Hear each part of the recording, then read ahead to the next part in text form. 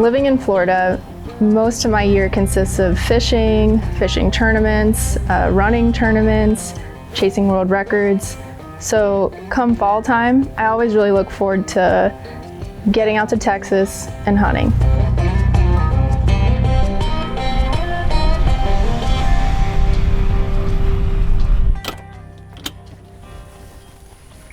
This looks like a good spot that we can tuck a blind back into. There's a lot of deer trails all through here. Yeah, there's like 3 of them that come out of there and meet right here. I think because they're going out into this pasture. Right. To feed. It's real thick back in here, so I bet a lot of them bed down. And then they come out of these trails when they come out to feed. And then there's that water hole. On the other side. It's just right over there. Yeah. You know, so they kind of got everything here. Yeah. The prevailing wind, for the most part, is coming here. You know, north wind will be here. East, southeast, which is the norm. Right.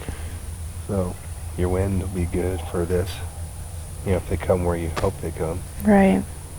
And I like that even if it is windy, it holds everything in and it kind of blends.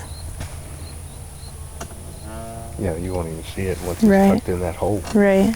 Just gotta do a little trimming.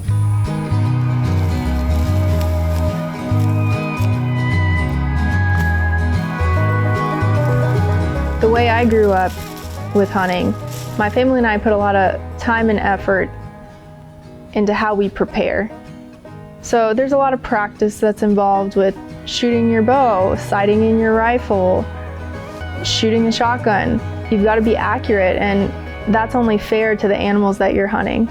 And then in addition to that, it's scouting the land, watching the animals, trying to track and see what their movements are, finding a good place to put up a blind and kind of hide that blind because those animals live there.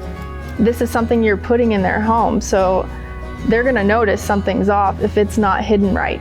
So there's a lot of thought that goes into everything, and there's nothing that doesn't have a purpose with what we're doing here. I think approaching any task that way gives it more meaning. That's the mentality I apply to everything I do in life. If I don't, it's not as meaningful to me, and I'm a very sentimental person. Everything has meaning, and I'm really big on traditions. This is a very traditional thing to do. Hunting goes back since the beginning of our time just as human beings, and it's something that's been passed down in my family for generations, and I care to honor that. Looks good.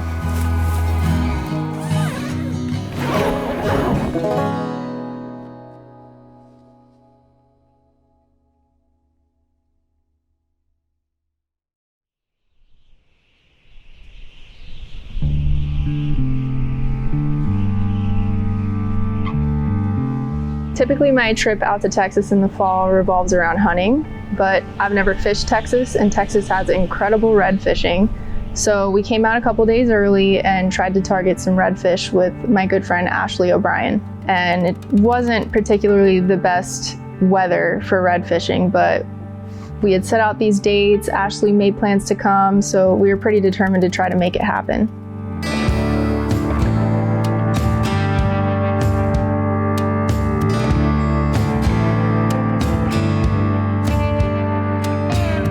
I met Ashley through tarpon fishing. Her husband Tim and her both participate in the tarpon tournaments in the Florida Keys. We've traveled to different countries together, targeted different species.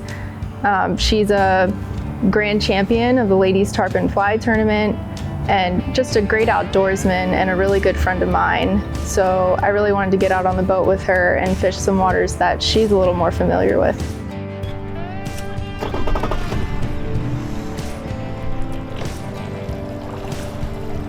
It was really cool coming down to Port O'Connor, one of the best places to redfish in South Texas, and seeing how different the landscape is compared to where I'm from, South Florida.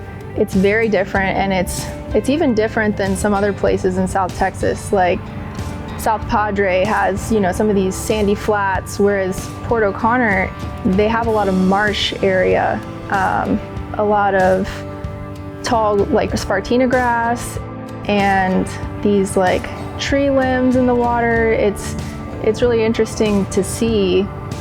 And although the water was super high, so it was hard to tell exactly how it should look, it was still beautiful. Who's up? KK. I'll go, okay. Thank you, ma'am.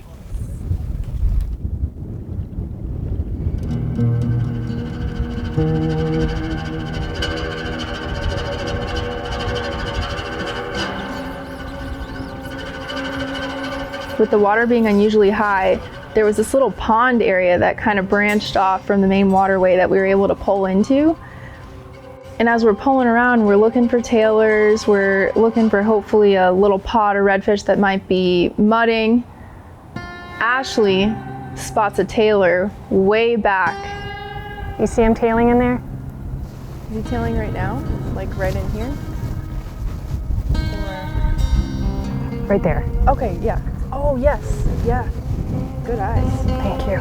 It can be really tricky trying to catch a fish when they're way back in tree limbs and structures in the water, because you have to be very accurate, and that's extremely difficult, especially when it's blowing 25 to 30 and the water's high.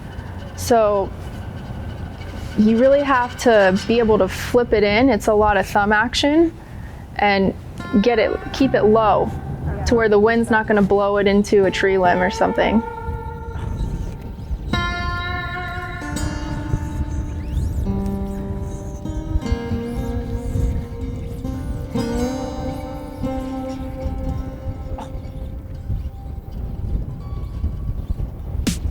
There you go. Oh, what do I do? Just pull hard. Just pull.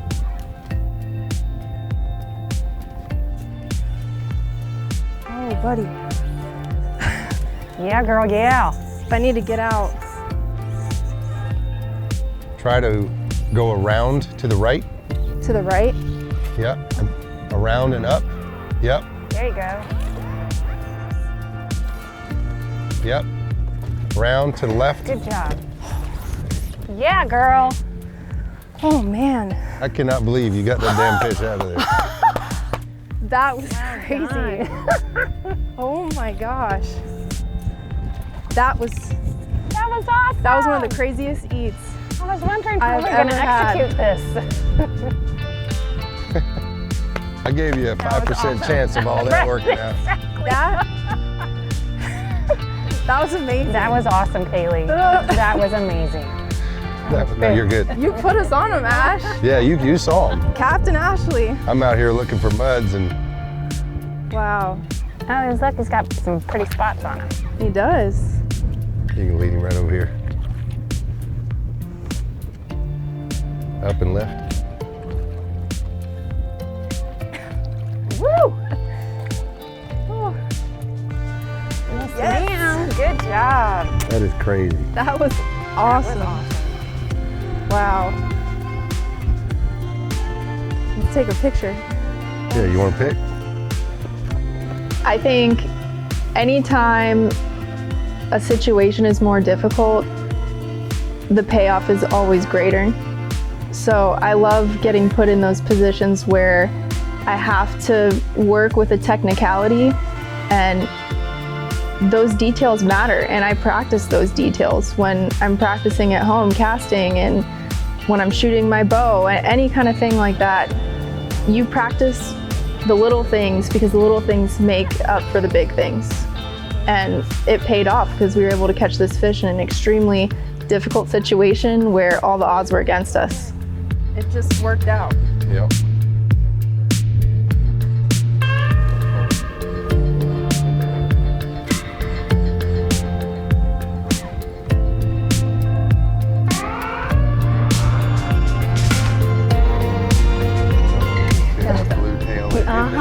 In the grass. That was beautiful. Man, that cast, I didn't think, here it goes. I didn't think it was close enough. It was that beautiful pink flag. Good job. Good job, Mama. awesome. Good job. That was definitely a team effort. All right, Ashley. Let's try.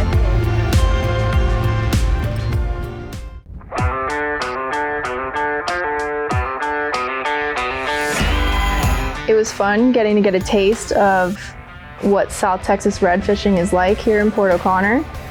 And I got to spend time with my friend Ashley. The conditions were tough. We were able to catch one fish, but now it's time to switch gears and do what we came here to do, and that's to hunt. The entire state of Texas is extremely diverse when it comes to the topography.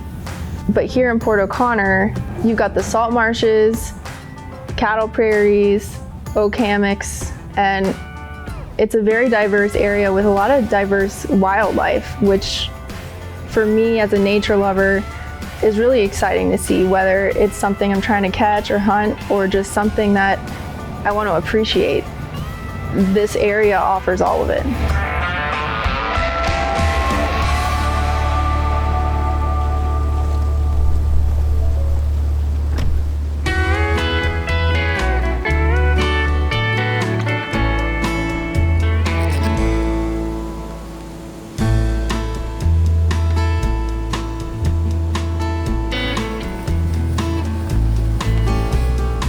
You got to kind of time it in between the big gusts. You know what I mean? Yeah. It does blow you around a little bit. Well, let's go. You good? Yeah. You gonna shoot the top one or the middle one? The middle one. I mean, they're kind of staggered. Yeah, I only put the top one there in case there was any weeds or anything in the way. Oh, okay. I mean, there are some weeds, but let's see how it does. Okay.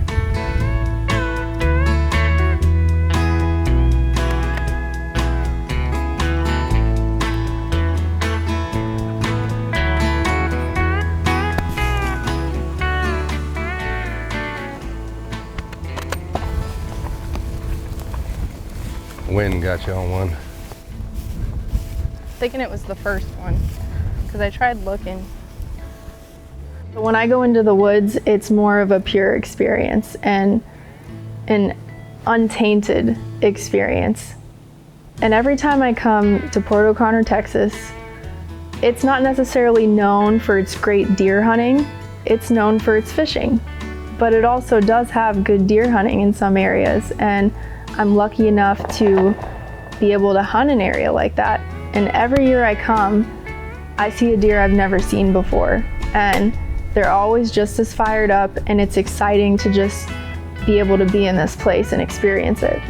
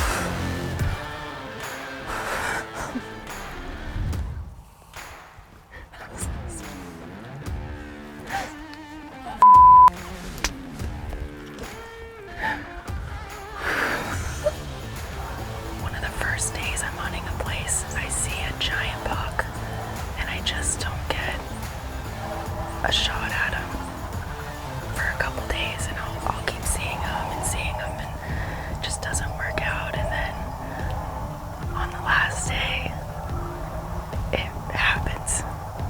And I think sometimes that makes it even more meaningful because you put in the time.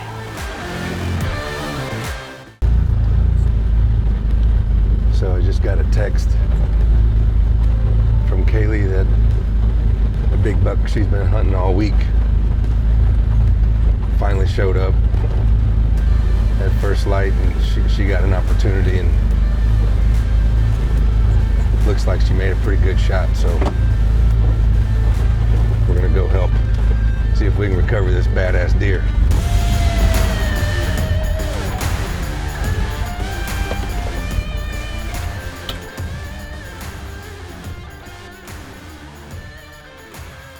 Worked hard for that deer. Oh, I'm so glad for you. So great. Pretty cool. You still? Yeah. You still? I would be too. That's awesome. When you put the time and effort into hunting a deer like I did, I just hunted this buck for the last 5 days, and it finally pays off, and I take the shot and it's a good shot. It's exhilarating. It's almost like an out-of-body experience. You're shaking, you're crying, your heart is pounding, you're out of your mind on cloud 9, and your adrenaline's just going so much that you almost don't know what happened. It just happens in a flash and it's over. And it's amazing until you get to put your hands on that deer. It's this runner chaser dynamic that I live for. That tall grass, you can't see him. Oh man. He stood here for a minute. See him before he fell over? Yeah. All this blood. I mean, that's a great buck. And you know what? You put in the time. Yeah, I know. After... What, 5-6 days? Yeah. No. Yeah, a whole week. It was like a week. Because first day I saw him, and then after that it was like I couldn't get a shot every time I saw him. Right. It was a second, and then he'd walk away. This morning, this was the second time I drew on him this morning. I had a shot on him, and I drew, and I had to be careful because we had like 4 or 5 other bucks sitting there with him, and I almost kept getting busted. Right. So,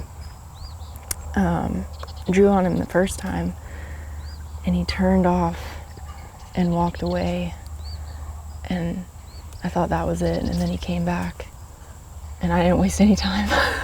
I see that. There's something I gotta do that I always do. The last meal.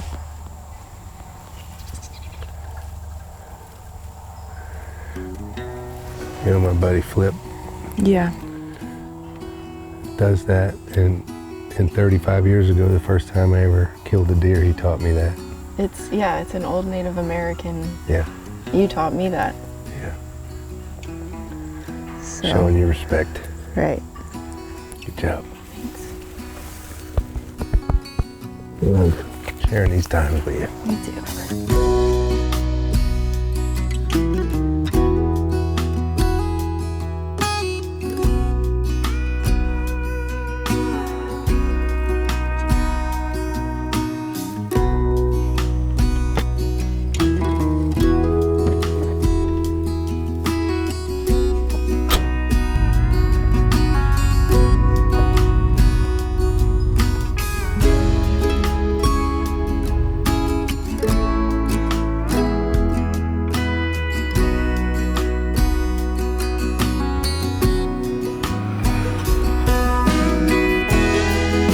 The payoff was huge with this trip. Being able to land this buck after I'd hunted him for so long, and being able to do something like this with my dad, it's important to me to share and learn these traditions so I can share that with future generations and maybe my kids one day. That's special to me, and it's the way I live my life with everything. And I'm gonna keep coming back every year to keep making memories and doing it.